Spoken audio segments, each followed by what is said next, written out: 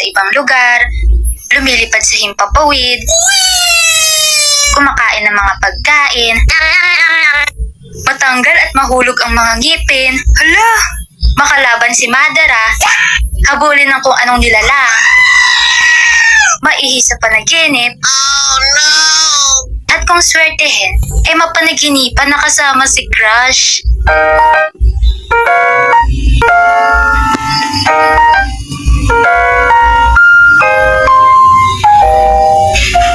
At marami pang iba. Pero ito, naranasan nyo na rin ba yung may makilala kayong ibang tao sa panaginip nyo? Yung bang nalaman nyo pa kung ano yung pangalan ng nakasama nyo sa panaginip?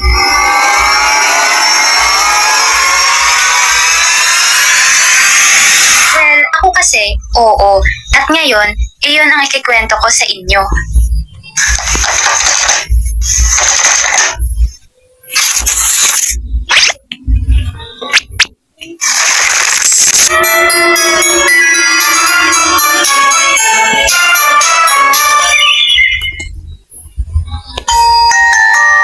Nangyari to noong taong 2020, buwan ng April.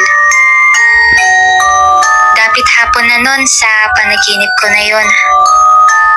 Naglalakad ako pabalik ng classroom namin kasi nalimutan ko raw yung bag ko sa room namin. Ano ba yan? Nakalimutan ko pa talaga yung bag ko. Wala na masyadong tao.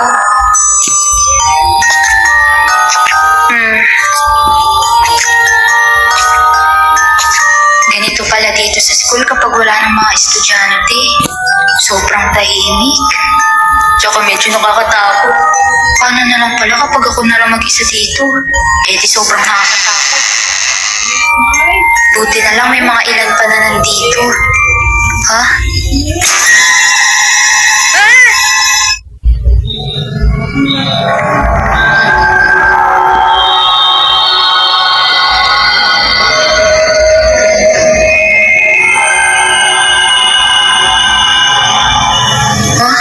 Yung bag ko.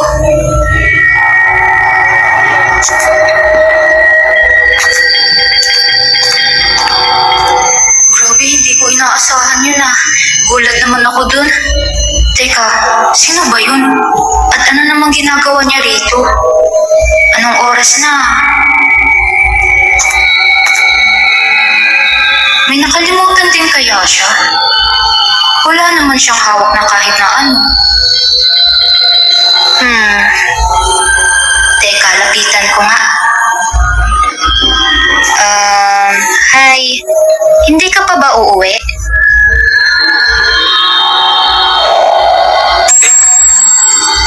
Parang ngayon lang kita nakita rito. Nagkabilang section ka ba? O transferee?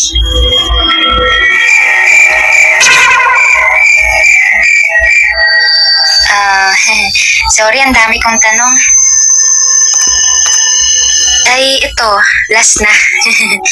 Gusto mo sumabay ka na sa akin palabas? Anong oras na kasi, oh?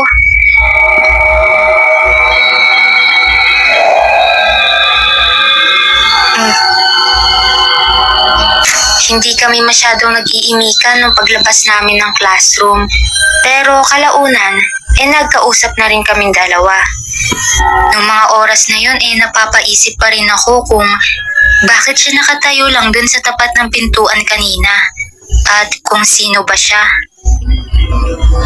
Noong nasa labas na kami ng gate, may sinabi siya sa akin na gumambala sa isip ko. Bigla niya kasi sa akin sinabi na may mga paparating na hindi ka nais-nais, mga kamalasan, at mga nakakatakot na pangyayari. Ha? Ano raw? Anong ibig niyang sabihin? Nabigla ako sa mga sinabi niya kasi out of nowhere bigla niyang sinabi yun. Ayokong takutin sarili ko kaya hindi ko na lang pinansin yung mga sinabi niya. Bigla ko rin napagtanto na hindi pa pala kami nakakapagpakilala sa isa't isa kaya nagpakilala ako sa kanya. Nga pala, ako si Abby. Ikaw, Ano pangalan mo?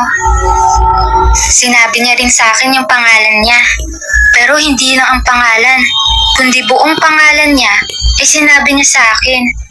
Alam kong panaginip lang yung mga nangyayari ng mga oras na yon. Kaya sinigurado ko talaga na tandaan yung buong pangalan niya. Para pagising ko, baka pwede ko siya i-search sa social media. Kasi malay nyo, totoong tao pala siya. Sabay ulit kami na naglakad at sa pagkakatanda ko, nag-uusap pa rin kaming dalawa. May dinaanan nga pala muna ako noong mga oras na yon at sinamahan niya ako. Pagtapos nun, pumunta na kaming dalawa sa terminal ng tricycle. Malapit lang yung bahay namin kaya lalakarin ko lang. Doon, nagpaalam na kami sa isa't isa. Andun lang siya nakatayo malapit sa simbahan, mukhang nag-aantay ng masasakyan. Habang naglalakad ako, tandang-tanda ko pa kung ano ang pangalan niya. Paulit-ulit ko nga yun sinasabi sa isip ko para hindi ko makalimutan.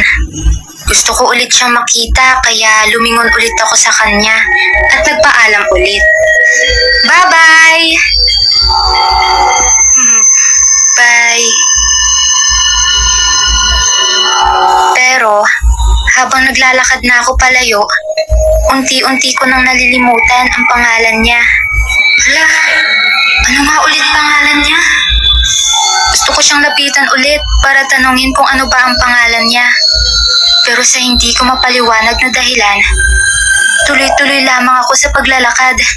Hindi ko na magawang bumalik pa sa kinaroroonan niya. Bakit hindi ko na makontrol yung katawan ko? Gusto ko munang huminto sa paglalakad. Hanggang sa tuluyan na nga akong nakalayo.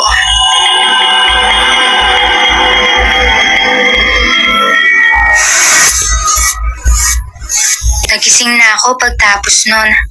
At tandang-tanda ko pa lahat ng mga nangyari sa panaginip ko. Maliban na lang sa pangalan ng babae na nakilala ko. Maging ang itsura niya ay hindi ko na rin maalala. Sayang, nalimutan ko. Ano kayang pangalan niya?